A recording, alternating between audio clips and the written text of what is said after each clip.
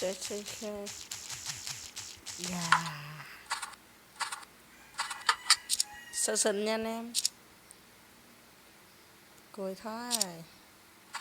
Bình thường như thôi quýnh thắng thằng trẻ trâu đó. Nó đây.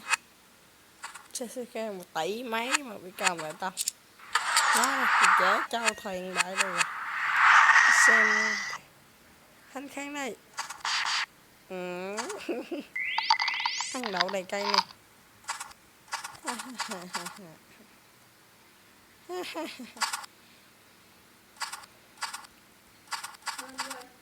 quái nó chỉ cho còn 1 giọt thôi.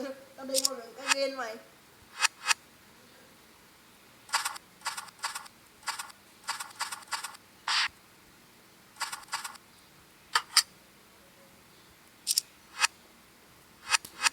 Đang clip nha anh em.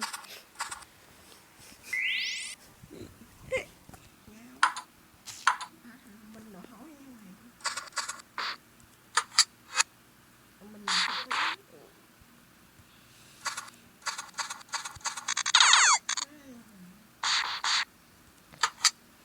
Không, CCK còn 500 mấy giọt.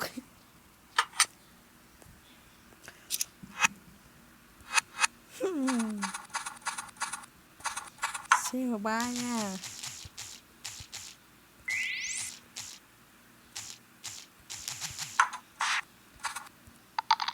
Này đâu có trình chế ta. Quá câu ra mà sổ vậy. Lắm vàng.